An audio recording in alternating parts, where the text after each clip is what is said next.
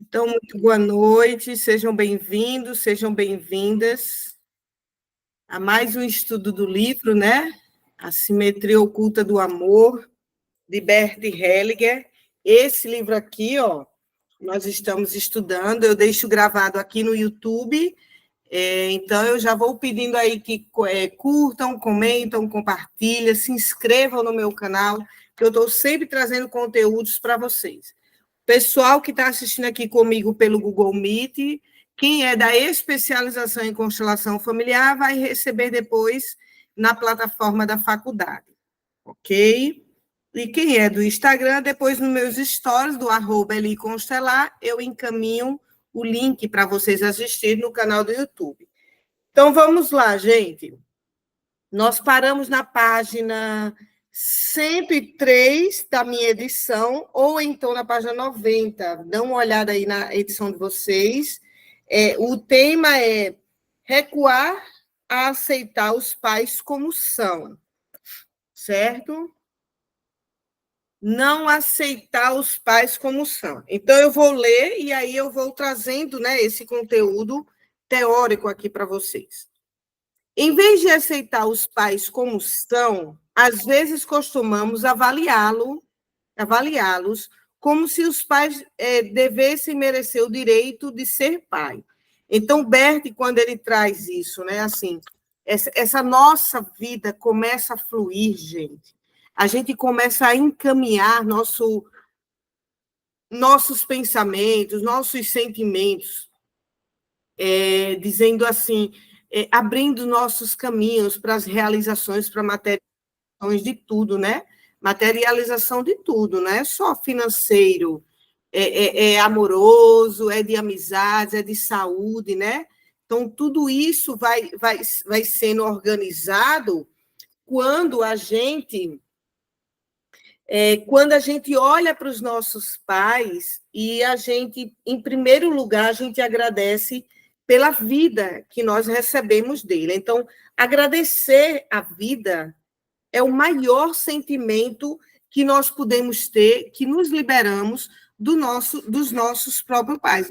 Quando eu digo nos liberamos, é que concordamos que o que eles deram foi o suficiente. Então, quando a gente concorda com a vida, isso é um sentimento que não é fácil de sentir, porque a gente, além da gente ter a necessidade de ter que de compensar quando a gente criança vê as dores deles, e aí a gente tenta dizer, não, então eu resolvo essas dores para vocês, a gente também tem o movimento do que a gente recebeu dos nossos pais que não foram bom, que não foi bom, né?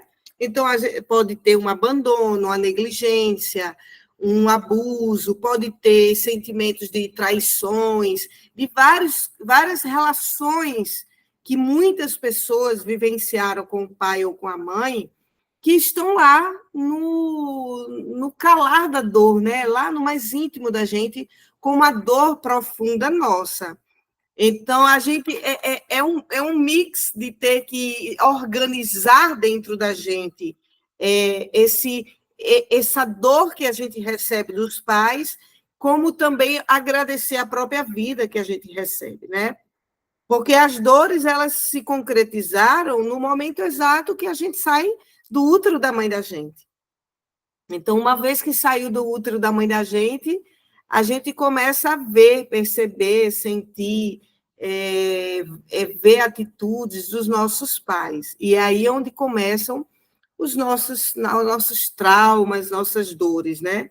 Então, Bert diz, né, quando a gente começa a avaliar nossos pais, é porque, de fato, né, gente, a gente não pode passar a mão e dizer, não, não aconteceu nada. Aconteceu, né? Tem muitas coisas que acontecem nas relações entre pais e filhos, que é uma dor insuportável, né? Então, de fato, tem algumas coisas que é extremamente doloridas, mas quando a gente começa a entender que esse é um caminho de evolução, essa relação com o pai e com a mãe da gente, como também é um caminho de evolução qualquer relacionamento que a gente venha ter Qualquer, gente, qualquer. Olha, até com os pacientes é um caminho de evolução. Porque antes, quando eu era assistente social, né, eu sou assistente social de formação. E aí eu trabalhava, eu era coordenadora de PSF, eu coordenava 5 PSFs, então era mais de 200 pessoas que eu coordenava. E eu dizia, meu Deus do céu, como é trabalhoso tudo isso aqui. E dava muito trabalho, porque ainda tinha os usuários, né? Em cada unidade de saúde era mais de 3.000 pessoas, né? Então, quando esses usuários não recebiam o que eles queriam como direito, né? Eles iam com toda agressão para as unidades de saúde e procurava logo a coordenadora geral, né? Eu. E daí eu falei assim, não, eu vou para a área da terapia, que é uma área calma, as relações são tudo lindo, é tudo lindo nas relações terapêuticas, e não é bem assim, né? Às vezes a gente se depara com determinadas pessoas que estão extremamente vitimizadas, e como terapeuta olham para a gente como se a gente fosse a tábua da salvação deles, querendo que a gente venha mesmo ser a mãe ou o pai deles, né? E eu não sou de me colocar como mãe de ninguém, nem pai de ninguém dentro do meu campo profissional.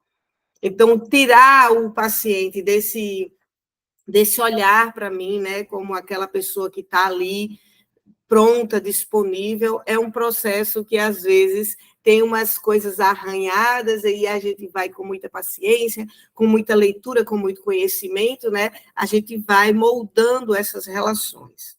Então, continuando aqui, né? Dizem com efeito, não gosto disso em você, né, papai ou mamãe. Portanto, você não é meu pai. Ou você não me deu aquilo que eu necessitava. Portanto, não pode ser a minha mãe. Essa é uma distorção absurda da realidade. Os pais se tornam pais pelo evento da concepção e do nascimento. E basta esse ato para que sejam assim. Então, o Bert, ele é bem metódico nisso, filosófico, ele é bem taxativo nisso. Ele diz que os pais se tornam pais pelo ato da concepção e do nascimento. Tanto é, gente, que uma vez que uma pessoa é adotada, por exemplo, ela passa a ter dois portais de vida. Um portal de vida que é o pai e a mãe biológico, e o portal de vida daqueles pais que sustentaram a vida dela aqui na Terra. Porque se não fossem esses pais que sustentaram essa vida aqui na Terra, essa criança teria morrido em negligência, né? Então, assim, quem de fato é adotado, ele tem 2 portais de vida, né? Mas e o Bert deixa isso bem claro na teoria dele da constelação familiar.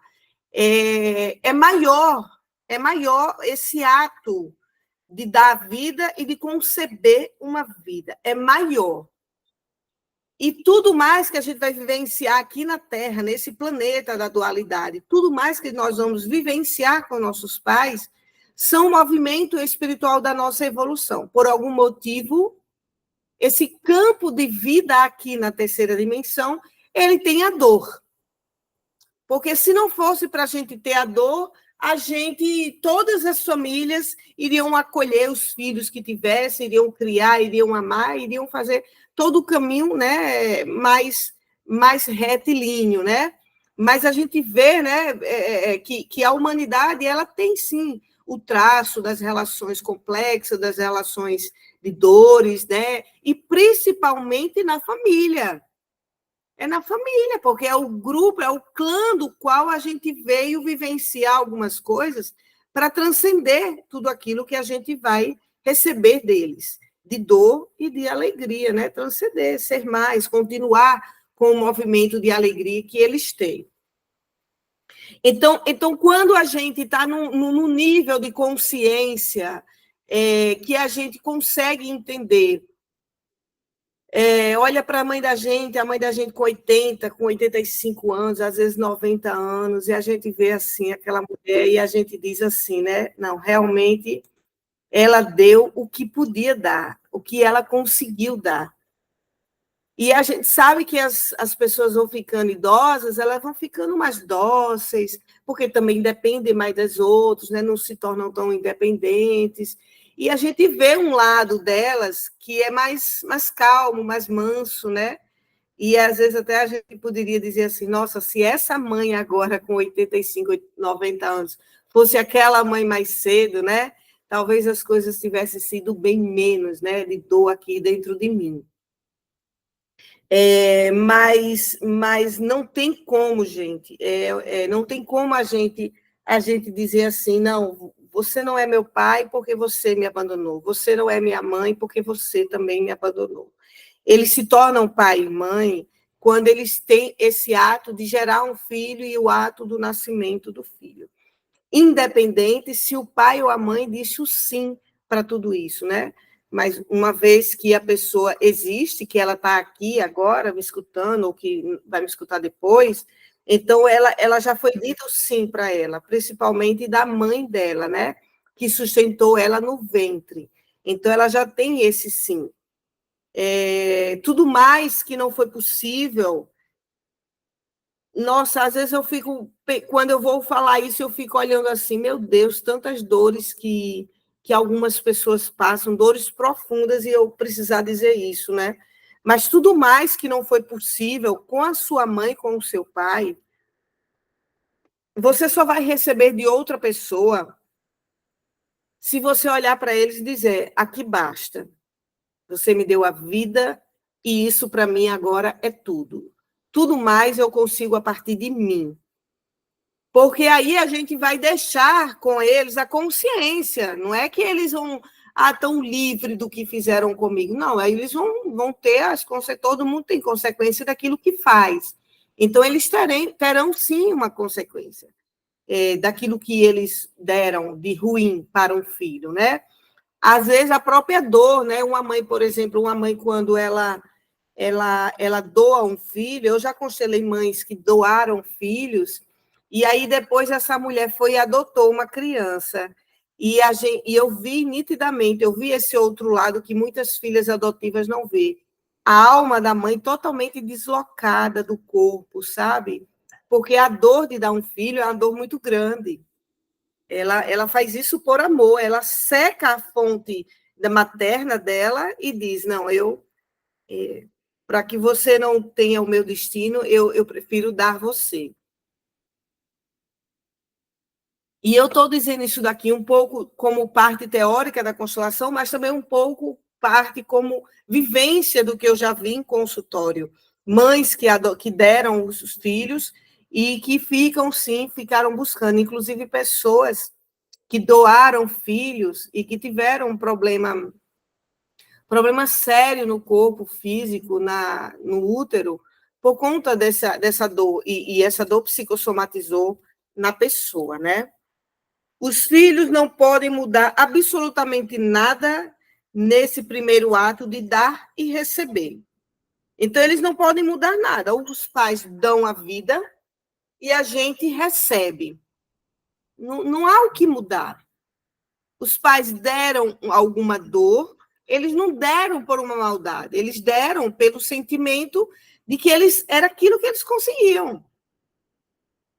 Era aquilo que eles tinham como consciência, como caminho do que eles achavam que poderia ser certo. E é isso, não tem como a gente mudar o que as pessoas fizeram, né? Não vai ter. Os filhos adquirem segurança interior e sentido claro de identidade quando aceitam e reconhecem ambos os pais como são. Sentem-se incompletos e vazios quando excluem um deles, ou ambos de coração. Só passar aqui o link para uma pessoa. Não sei porque as pessoas estão me pedindo o link individual. Se eu mandei no grupo do estudo do livro.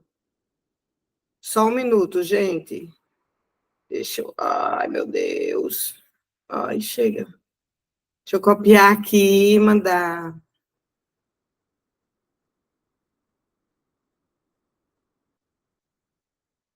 Pronto. Então sentem-se incompletos e vazios quando excluem um deles, ou ambos, de coração. A consequência da exclusão ou do desprezo de qualquer um dos pais é a mesma. Os filhos se tornam passivos e sentem inúteis. Eis uma causa bastante comum da depressão. Então, para vocês que são aqui da formação, uma das causas da depressão de fato, dentro da visão da constelação, é quando a gente tira de dentro da gente, através de... Porque a gente só tira de dentro da gente os nossos pais através do julgamento e da condenação. Então, quando a gente condena um dos nossos pais, ou ambos, a alma tende a entrar em depressão. A gente tende a ficar dentro de um processo de depressão. Por quê, gente? Olha, vamos pensar aqui.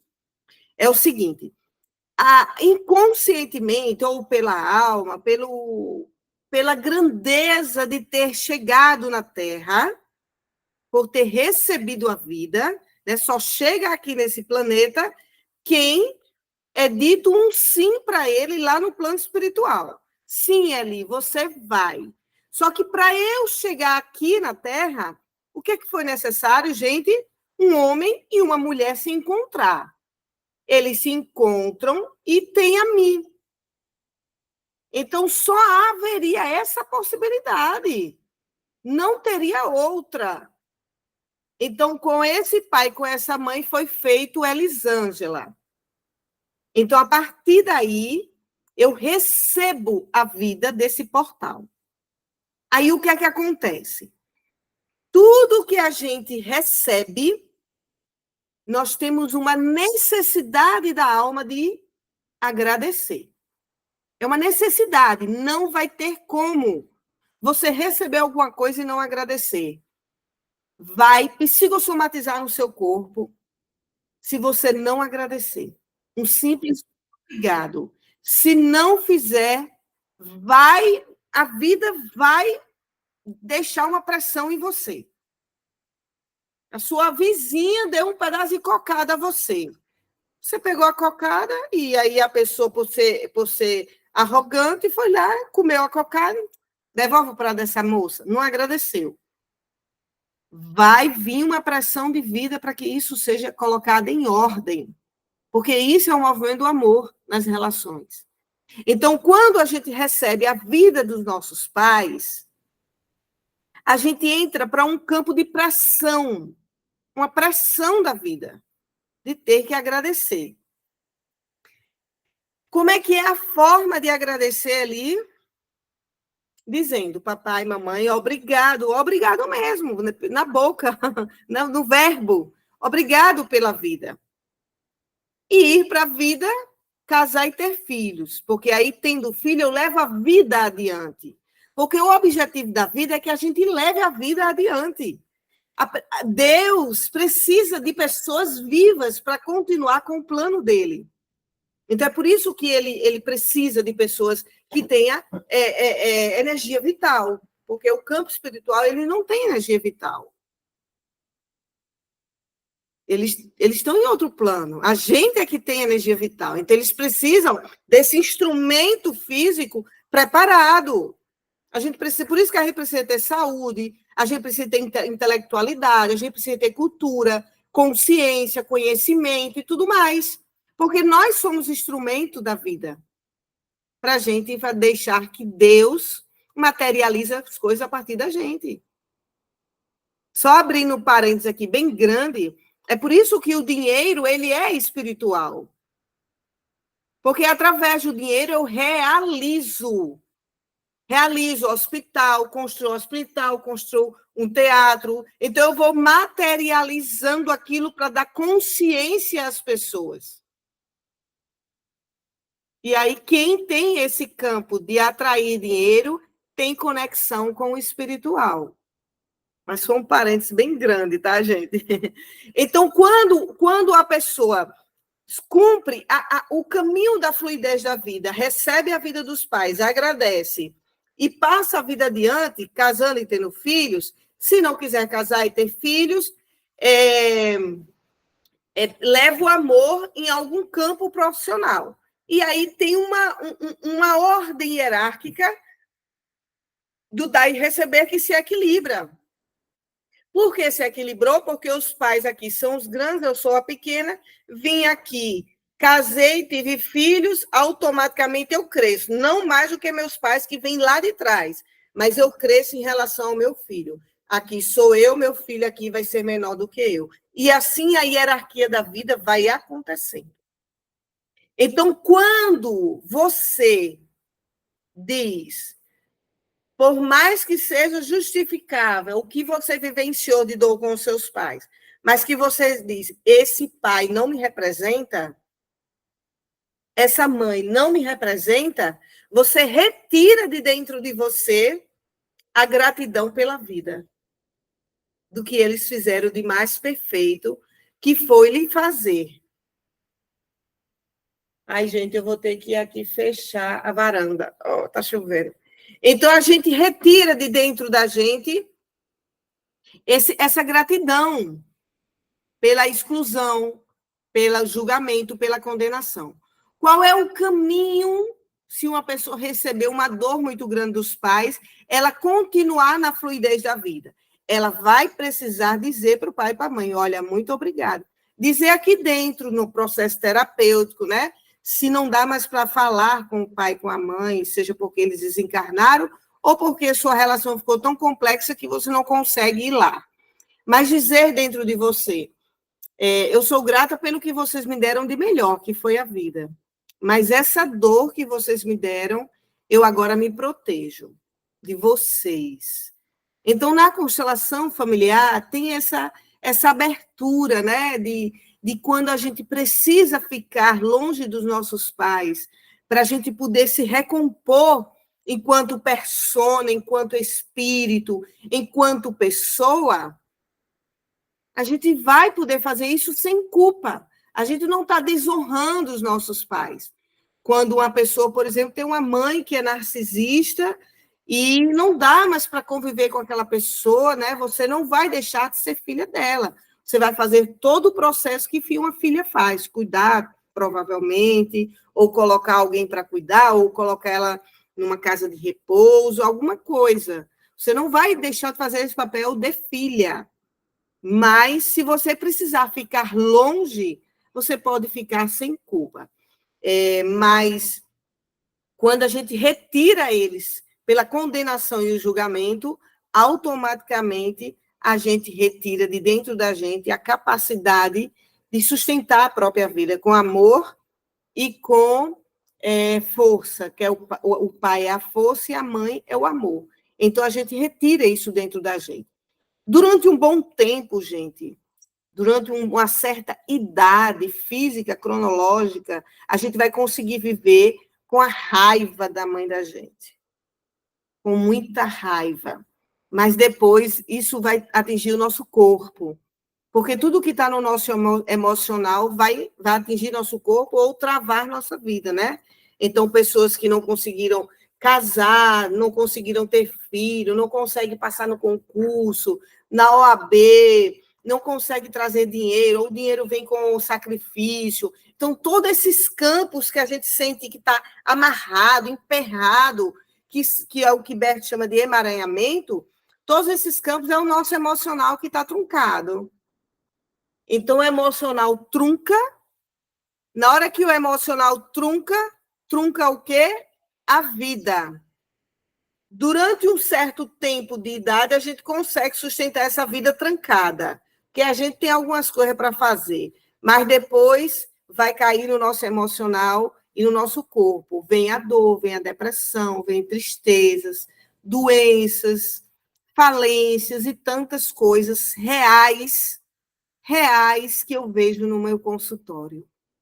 Coisas reais, assim, 2, 3 gerações repetindo falências profundas e pessoas sem saber entender. Eli, não sei por que eu luto com essa empresa quando eu vejo é um carro que bate, a moto é roubada, outro carro bateu, e tudo aquilo que eu ganhei, eu tenho que simplesmente bancar tudo, senão a empresa não anda. Comprar um novo carro, mandar ajeitar, trocar a moto. Então, por que isso acontece? Porque tem algo na emoção que está truncado e que a gente olha pela nossa alma. É a alma. Ou quem não quiser chamar de alma, a gente olha pela memória sistêmica familiar, da qual a gente nasceu. Nós somos frutos da memória sistêmica familiar da nossa família genética.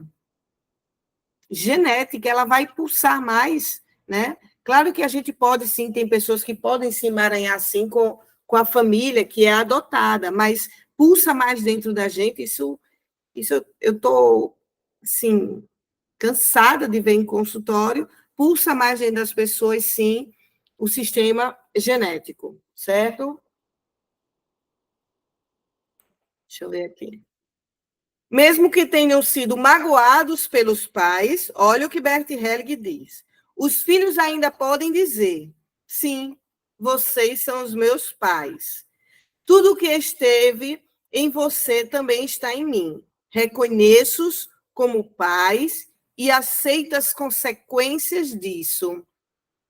Fico com a parte boa do que me deram e deixo-lhe a tarefa de enfrentar o destino de vocês como bem entenderem. Então, estão livres para encetar a obra tantas vezes difíceis de tirar o melhor de uma situação ruim. Gente, essa parte do livro de Bert chega a ser poética, de tão profunda e verdadeira, né? Tão profunda e verdadeira. A casa de repouso. Vamos ver o que é que ele diz aqui com essa história. Esmagado por recordações e perdas, um homem percorre as ruas de sua cidade natal. Muita coisa do que aconteceu ali permanece oculta para ele. Muitas portas estão fechadas. Ele gosta de deixar o passado para trás, mas algo o impede, como se lutasse como um demônio cuja autorização tivesse que arrebatar antes de seguir adiante. Por isso, sente-se dividido entre o desejo de avançar e a necessidade de permanecer, entre o ir e o ficar. Isso é a pura memória sistêmica familiar, né? Chega a um parque, senta-se num banco, recosta-se, respira profundamente, cerra os olhos. Obedecendo a uma força interior, deixa levar pelo turbilhão e começa a sentir-se calmo e flexível como um caniço ao vento. Está em harmonia com a diversidade e com a vastidão do tempo. Imagine-se numa casa de portas abertas, onde entra sem querer. Todos que chegam trazem alguma coisa, ficam por algum tempo e vão embora. Ali, um vai e vem perpétuo, um nunca acabar de trazer, permanecer, partir. Quem chega traz alguma coisa, envelhece e parte devido ao tempo. Muitos dos que foram excluídos ou esquecidos entram na casa. Também eles trazem alguma coisa, ficam por o tempo e vão embora. Até os que não são bem-vindos entram, trazem alguma coisa, misturam-se com os outros, permanecem e vão embora. Isso é a família, né, gente, que ele está retratando, né, o campo sistêmico. Os que entram cruzam os que chegaram, antes que com os que vão chegando depois. E por serem muitos, precisam colocar. Quem tem seu tempo tem limites. Quem quer alguma coisa deve dar alguma coisa. Os que entraram continuam a crescer enquanto ficam. Chegaram depois que os outros viram e partiram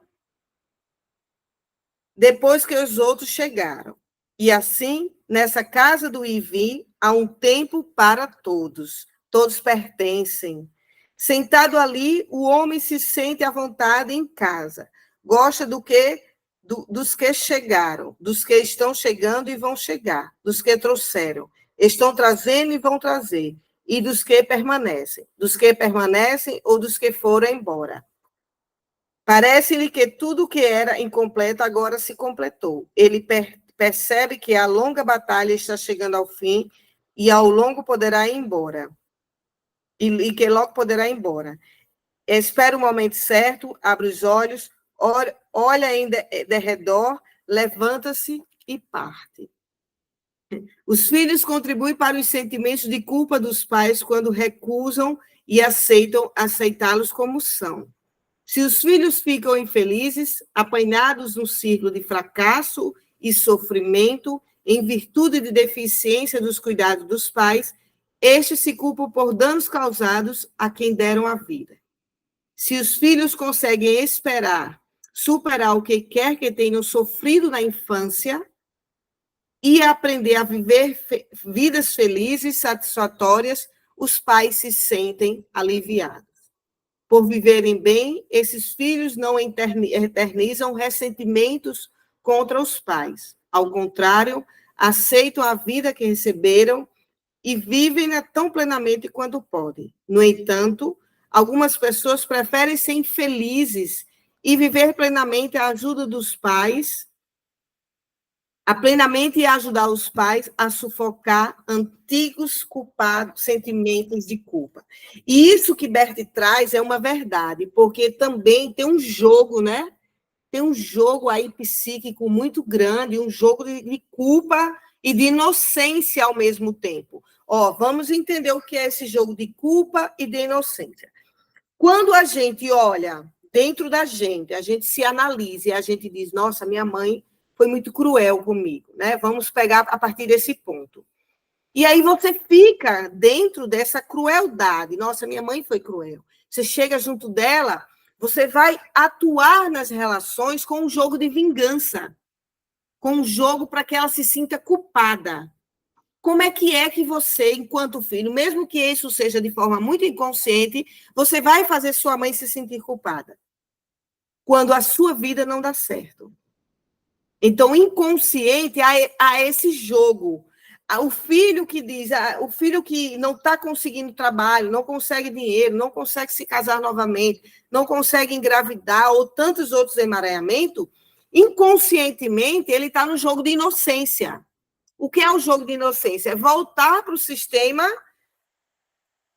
mentalmente, emocionalmente, nos sentimentos, ele volta para o sistema. Vamos pegar aqui um exemplo de uma pessoa que não casou. Ela volta para o sistema sem casar, e aqui, no corpo emocional, está assim, ai, não casei. Por que ela não casou?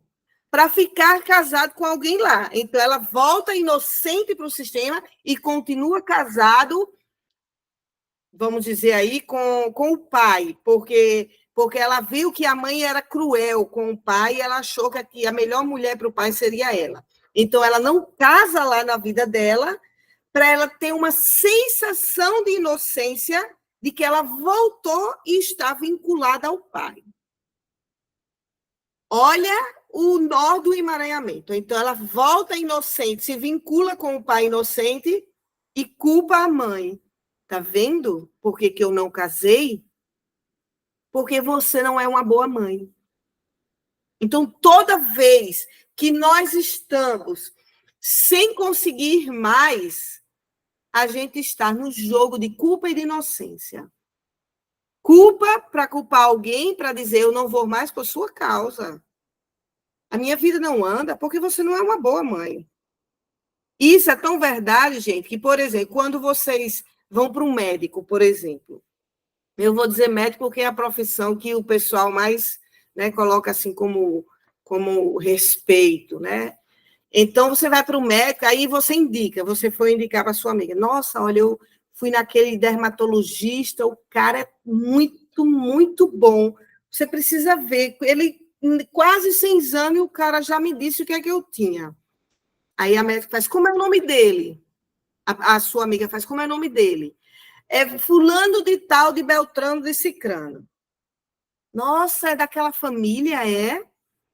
Né? A gente tem essa tendência, né, de saber que família é, né? Trazendo aí a história agora do Silvio Santos. Não, é da família Bravanel, é a Silvia Bravanel, fulana Bravanel, Tiaga Bravanel. Não, então tem aquele clã familiar. Então, aí a gente poderia dizer, é por isso que eles são tão cheios de sucesso, porque eles vêm do Silvio Santos, vêm dessa família que tinha base, né? Então, desse mesmo jeito que a gente tende a dizer, é por isso que ela tem sucesso, porque ela é da família do Gilberto Gil. Da mesma forma, inconscientemente, a gente diz: sabe por que eu não sou feliz, mamãe? Porque eu não casei, porque eu não passei na OAB, porque eu não consegui engravidar ou qualquer outra coisa aí? Porque você não é uma boa mãe. Ou então você não é um bom pai. Vocês não são bons para mim o suficiente. É? Então esse jogo de culpa e inocência ele vai tá perpassando a gente até o fim da nossa vida, porque a gente é lógico que a gente não vai aqui, gente, ser inocente e imaginar que nós temos que nos realizar em tudo. É uma possibilidade, sim, da gente se realizar em tudo. Mas vai ter coisas que dependem do teu caminhada, do teu espírito aqui na Terra, né? Como um Chico Xavier. O Chico não casou, né? Por algum motivo aí, da demanda que ele tinha espiritual, não ia dar tempo ele constituir esse clã familiar que viesse especificamente dele. Ele construiu uma família muito maior. Então, tem algumas coisas que a gente não realiza, não é porque a gente ficou emaranhado e não desemaranhou, não se curou, mas porque também depende do campo espiritual de que cada um vai trazer aqui para a Terra, certo? Então, é importante a gente observar dentro de nós, se analisar mesmo, sabe, gente? Se analisar aonde está o jogo de culpa e de inocência que eu faço diariamente. Que a gente faz isso diariamente, assim, ó, já como expert, muito rápido, muita uma velocidade, assim, de ficar, ai, meu Deus, eu vou hoje para a academia para quê? Passar lá 40 minutos, no instante eu fazia qualquer coisa aqui em casa, aí termina não fazendo. Por que, que a gente não tem essa disposição? Porque a gente está inocente com alguém do nosso sistema, com alguma doença, com a vontade de ficar parado de alguém, porque tem alguém deprimido no nosso sistema, gente. E tem pessoas que param de fazer atividade física porque tem alguém deprimido lá na vida dela, no sistema dela. Porque ela fazer atividade física, ela botar um ritmo de cuidado para a saúde do corpo, significa que ela vai estar diferente daquela pessoa. É por isso que Bert Helling diz que a felicidade assusta. Por que a felicidade assusta? Porque nós vamos entrar no jogo de afrouxamento do nosso sistema. A gente se afrouxa, se afasta deles. A gente fica mais distante, fica independente do nosso sistema.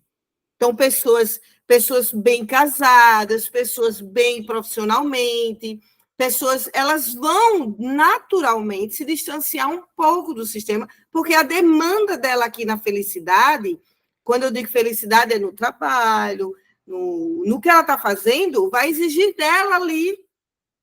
Aí a gente pode trazer, por exemplo, o Chico Xavier. Ele se afastou do clã familiar dele. Ele ia lá na mãe dele, mas ele não tinha mais aquele movimento de precisar ficar lá. Por quê? Porque ele estava num outro patamar de vida. Ele estava muito independente do sistema. Então, esse medo que Bert Helling diz que nós temos da felicidade é porque nós vamos nos afastar naturalmente dos ditames, da cultura, do conhecimento, da espiritualidade do nosso sistema. Porque a gente vai precisar ter um espírito que sustenta essa ideia do qual a gente está aqui na felicidade. Então, por exemplo, uma pessoa que casou e que a família dela, ninguém casou. Ela tem que estar aqui, ó, com o bastão, minha família, meu marido, tem que estar olhando meus filhos, botar o menino para os inglês, para natação, xadrez. Então, o bastão dela, de mulher casada, está aqui, ó. E ela olha para frente com a força. Não, aqui é a minha felicidade. Nem que com isso aqui que ela tenha, ela possa, com essa mão, estender uma ajuda. Ela estende a ajuda à mãe, paga um plano de saúde, traz o pessoal para passar Natal com ela, mas aqui é a firmeza dela. Ou seja, aqui, agora, esse bastão do casamento, do exemplo que eu estou dando, é maior do que a sua família, do que o clã que você nasceu. É por isso que quando a gente agradece a vida que a gente recebeu, só a vida, e a gente diz, agora eu deixo que eu limpe essas dores, a gente vai livre segurar a felicidade. Porque aqui eu já cumpri, eles já cumpriram comigo, dando a minha vida, porque eles já cumpriram, gente. Porque eu vim para cá para segurar essa felicidade. Só que para eu chegar aqui, para segurar a minha felicidade, o meu casamento, a minha profissão, o meu dinheiro, o meu tudo aqui, só tinha um caminho para eu chegar aqui. Qual é esse caminho? Ter nascido aqui no planeta Terra com essa família.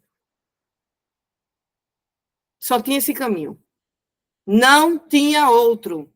Não tinha como. Não tinha como você nascer de outro jeito. Tinha que ser assim. Para estar aqui nesse planeta, para viver essa felicidade. Então, a gente vai precisar ter a coragem de dizer, eu vou em busca da minha felicidade. Eu sinto muito por vocês. Por isso que a frase que Bertie traz do eu sinto muito, ela é mais leve, porque diz assim, nossa, eu sinto muito. Pelo um destino que uma mãe às vezes tem, né? Sua mãe às vezes casou com um homem que trai ela 24 horas.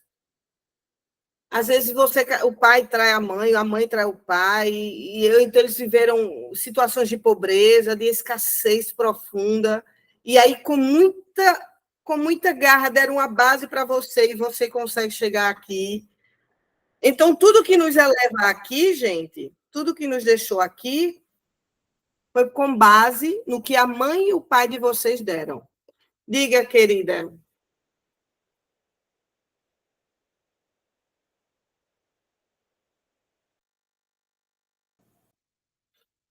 Pode falar. Lohana? Levantou a mão? Foi sem querer ali, perdão. Ah, tranquilo. Jô levantou? Não, Eli, foi engano. Ah, engraçado, o meu microfone fechou sozinho. Sim. Recusa aceitar o pai como é. Aí ele vai dar aqui um exemplo. O participante, né, diz assim: tem uma pergunta sobre o respeito devido pelos filhos ao pai. Trabalhei arduamente com uma família durante alguns anos. Os pais são divorciados e o homem vive em outra cidade. Os filhos o rejeitam com um forte ódio, porque ele viveu aterrorizando a sua mãe. Viram-no espancá-la em diversas ocasiões. Descobriram também que ele molestara sexualmente crianças de escola.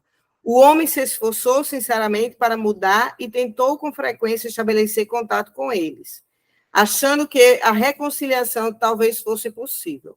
Escreveu-lhe, mandou-lhe presente, mas os filhos não querem nada com o pai. Chegaram a rasgar suas fotos do álbum da família. Aí Helg diz, que idade tem os filhos? O participante, de 10 a 18, vivem todos com a mãe e dizem que não querem nunca mais ver o pai. O Helg diz assim, certo, em primeiro lugar, o ódio que sente do pai é provavelmente da mãe, não deles próprios. Eu vou parar aqui para poder explicar isso. É o seguinte, isso é bem complexo, porque olha esse caso, né, gente? Um caso bem difícil, um pai que espancava a mãe, um pai que molestava uma criança, então é um caso bem difícil, né? Mas lá na alma, a gente tem vontade de agradecer ao nosso pai, a vida, só a vida. Vamos ficar pensando aqui na vida apenas. Por quê? Por tudo isso que eu expliquei aqui no vídeo. Porque a gente quer compensar a lei do dar e receber. Uma vez que eu recebi a vida, entendendo que se eu recebi a vida é porque o meu espírito, de mais ninguém, o meu quis vir aqui para a Terra, então o meu espírito já recebeu o primeiro sim da vida ou de Deus, e aí para poder chegar no planeta Terra, vim com essa mãe, com esse pai. Então, o filho em si só, ele tem o desejo de agradecer a vida. Toda criança só aprende a partir de que um adulto fala. A criança não... Ou então o que ele está vendo, né? Se essas crianças viram com os olhos realmente o que esse pai fez, é lógico que eles vão detestar, né? Mas, na maioria do caso, a mãe, a pessoa que fica com as crianças, ou o pai, ou avós, eles que estruturam essa narrativa para as crianças. É forte demais para ser ódio de crianças, mas o fato de assumir o ódio da mãe não os isenta de suas consequências. Compreendamos de uma vez por todas, tudo o que fazemos traz consequência para nós e para nossos filhos. Ter justificativa moral para uma ação destrutiva, não subtrair essa ação, são seus efeitos. Como as boas intenções não atenuam os danos das ações perversas. Bom seria que os filhos permitissem que a mãe lidasse com seu próprio ódio. Então, esse seria o ideal, né? Que os filhos, a mãe pudesse dizer, não, essa questão é comigo. Aí, o que é que a mãe deveria fazer? Mamãe, os pirrai lá, tudo, né? Mamãe, cadê papai? Não é possível, o papai não vai poder estar aqui. Um dia, talvez sim.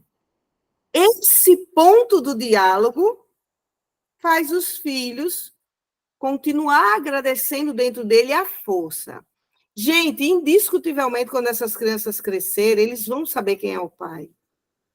Se é cruel, se não é cruel, se é um bandido, se é um assassino, abusador, eles vão saber. E aí, com a consciência adulta, eles vão dizer, então, fica longe de mim, papai. Fica longe. É lógico que se esse pai é um pai que, por exemplo, molestou uma criança, essa mãe tem todo o direito de dar um jeito dessa criança não ter contato, sim, com esse homem, porque ele pode vir fazer isso de novo. Então, ela, como adulta, pode, sim, proteger essa criança, mas ela não pode passar o ódio dela, desse homem, para essa criança. Isso não pode. Uma excelente intervenção estratégica consistiria em dizer a ela, a criança, acho que a criança é a mãe, vamos ver. Quando há esse ódio por papai, vamos cuidar disso para você. O que a mãe poderia dizer, né? Poderá sugerir isso, mas sem explicações, vocês estão vendo? Então, a mãe pode dizer, não, filho, olha, deixa que com o papai eu me resolvo. Eu me resolvo. Ponto. Quando a criança ela percebe que tem um adulto que cuida da situação, ela descansa, gente. Ela descansa. Ela não vai julgar, ela não vai ter ódio, ela não vai condenar, ela vai dizer, bom, então ela sabe o que está fazendo. Porque a criança, ela crê profundamente que o adulto, ele é detentor da vida, ele sustenta a vida, ele sabe todos os caminhos, todas as soluções. Eu não sei se vocês tiveram essa sensação. Quando eu era pequena, eu pedia assim à minha mãe, mãe, compra um chocolate para mim. Aí ela me dizia, Elisa, eu estou sem dinheiro. Aí eu ficava olhando assim para ela. Aí, quando dava umas meia hora depois, mamãe saía, voltava. Quando voltava com chocolate. E eu sempre tive uma sensação dentro de mim que minha mãe tinha uma caixa mágica, algo que, na hora que eu pedisse, isso se realizava. Ela podia estar sem dinheiro, que às vezes eu via ela sem dinheiro. Ela podia até estar, mas ela dava um jeito que eu, como criança, eu fui muito inocente, tá, gente? Eu era pirraia mesmo. Eu sou caçula, né? Então, eu ficava, meu Deus, onde será que mamãe consegue tudo que eu peço? Então, eu tinha essa sensação de que minha mãe organizava um jeito, mas ia se realizar. Porque era assim que a gente tinha essa sensação dela, né? Podia a coisa estar ruim, mas quando um filho pedia para a mamãe, parecia uma varinha de condom, assim, ela realizava. Então, os filhos têm essa sensação de que os pais, eles conseguem realizar. Agora, para eles se firmarem na emoção, na tranquilidade, no aconchego de descansar aquele problema, ele precisa escutar dos pais e dizer: deixe isso comigo. O seu pai fica comigo. Quando a criança escuta isso de um adulto, a alma dele volta a agradecer a vida. Naturalmente. Então, ele não vai sentir ódio. Ele vai questionar: por que meu pai não está aqui? Eu fui para a escola, a minha amiguinha, o pai dela foi buscar, o meu nunca vai. Mamãe, por quê? Ele pode questionar, mas ódio não, ódio ele não vai sentir. Seria o primeiro passo para que todos começassem a pensar no que está acontecendo. Porque em algum momento, essa criança ela vai saber da verdade. Ela vai saber, porque ela vai conhecer o pai, ela vai se tornar adulta, ela vai ter uma estrutura emocional sólida, a ponto dela poder escutar, né, quem é verdadeiramente o pai. Gente, olha, isso é tão verdade, tão verdade. Eu vou dar outro exemplo para vocês. Deixa eu colocar aqui no Instagram. Olha, gente, isso é tão verdade de que a alienação parental, ela destrói o outro perante aquele, né? Se a mãe diz que o pai é ruim, dentro da criança é destruído o pai. Se o pai diz que a mãe é ruim, dentro da criança é destruído a mãe. Então é tão verdade isso que se uma pessoa casar com um assassino e ela ganhar, essa mulher, ganhar desse assassino, roupa, casa, comida, passeio, tiver uma vida boa que ele dá para a família dele, essa mesma mulher vai dizer assim para os filhos: peça a bênção para o seu pai, peça a bênção para sua mãe. Porque a ética, ela não é a mesma coisa do que o pertencer. Eu vou explicar melhor. Eu vou explicar melhor sobre isso. Ó, Bert Helling, ele disse o seguinte: a ética não tem o mesmo valor dentro do pertencer. Quando eu desejo pertencer a um grupo ou a alguém, a minha ética ela some perante aquilo que aquela pessoa faça. Porque quando a gente deseja pertencer, porque eu estou recebendo, eu estou ganhando algo daquela pessoa.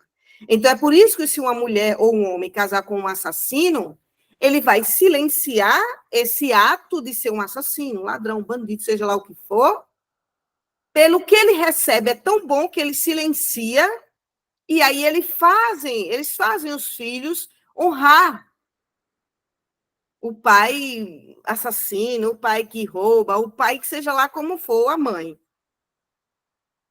Porque ele pertence, essa mulher quer pertencer a esse homem. O contrário também acontece. Vamos entender? Ó, ó o que é que acontece, ó o que é que acontece no contrário. O contrário também acontece. Ó. Na hora que uma mulher casa com um homem, ou um homem casa com a mulher, né? E aí esse homem trai essa mulher. Vou colocar no gênero só. Esse homem trai essa mulher. E aí ela não quer pertencer a esse homem, porque ela não quer ser traída. A primeira coisa que ela faz é dizer para os filhos: seu pai não é bom, seu pai trai, seu pai não presta.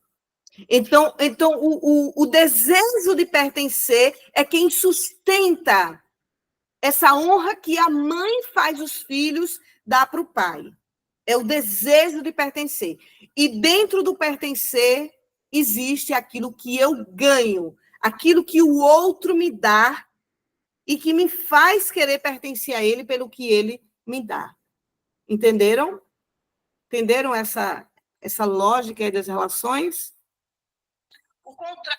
Entenderam, gente? Digam aí para mim.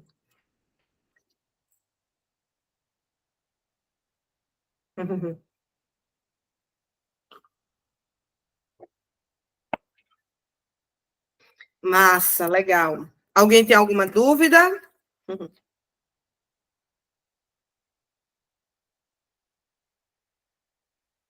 Cadê? Ai, Jesus, onde é que eu estava? Será que eu pulei? Espera aí, gente, só um minuto. Poxa, me perdi completamente. Não, não é possível. Aqui, tá. Se você lhe contar uma história horrível como essa, talvez eles recebam a dinâmica. Peraí, não, ainda não é. Me perdi, gente. Estava extremamente abatida, agitada quando vi de novo.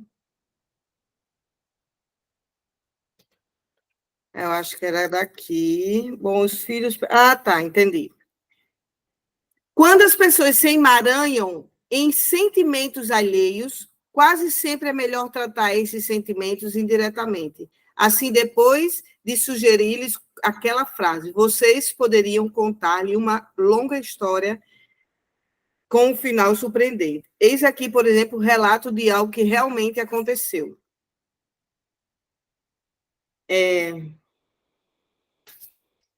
Como você está com a sua mãe? Ele vai relatar uma história, eu vou ler aqui para vocês, tá bom? Certa vez, minha esposa e eu fomos convidados pelo diretor de um hospital psicossomático para alguns dos seus pacientes. Trabalhamos arduamente durante 14 dias. Todos os pacientes tinham um programa especial de manhã e uma sessão de terapia primal toda tarde.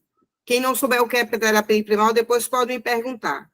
Uma mulher com quem trabalhei estava extremamente deprimida. Numa dessas sessões de terapia, ela gritou com um ódio frio que gostaria que o pai dela tivesse morrido na guerra. No dia seguinte, perguntei-lhe o que acontecera com seu pai. Contou que fora ferido da cabeça e costumava ter crises, fazendo coisas malucas que incomodavam bastante a ela e a mãe. Ambas acabaram por odiá-lo e a desejar que tivesse morrido. Mas, a julgar pelo seu tom de voz, suspeitei que a filha sentia e expressava o ódio da mãe, não o seu. Isso é muito sério para quem vai se tornar terapeuta da constelação familiar, perceber isso.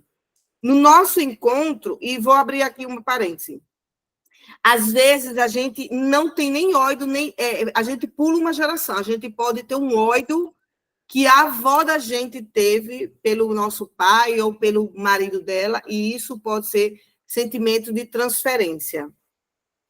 No nosso encontro seguinte, perguntei-lhe se tinha filhos. Respondeu, 2. Declarei, um deles vai fazer o mesmo que o seu pai. Porque, gente, tudo que é excluído volta para o sistema. Tudo. Tudo que é excluído. Respondeu, 2. O mesmo vai fazer que seu pai. Ela me olhou, mas não disse nada. Perguntei-lhe sobre o seu casamento. Respondeu que não era dos melhores. O marido cuidava bem dela e dos filhos, por isso não o abandonara, mas não gostava muito dele, do marido, né?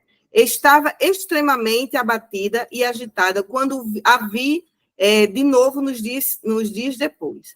Quando lhe perguntei o que estava acontecendo, contou que receberam uma carta do sanatório para crianças perturbadas, onde seu filho vivia. Ele tentara o suicídio. Embora isso confirmasse a minha advertência, a mulher não conseguiu perceber a conexão e eu nada acrescentei. Vamos conversar sobre isso. Eu nada acrescentei. Daqui a pouco eu falo. Ela disse, então, eu o amo muito, mas de um modo um pouco convincente. Observei que este tom não era dos mais afetuosos e que não me agradava ouvi-la falar assim do filho.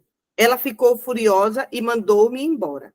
Mostrou-se surpreendida quando a procurei no dia seguinte. Pedi-lhe que a imaginasse na presença do filho, dizendo, odeio o seu pai, mas amo você. Ela o fez e eu continuei. Como ele reagira se a ouvisse dizer isso? Ela disse, não sei. Confessou. Perguntei, então, ele conseguiria reagir de alguma forma?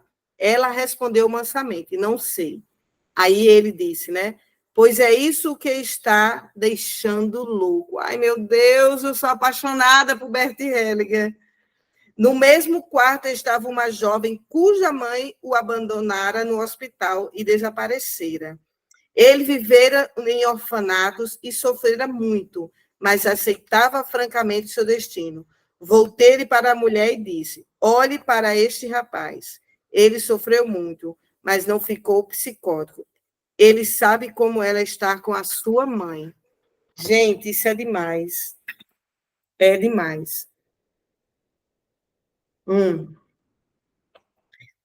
Quando o Bert fala assim, não acrescentei mais nada, por quê?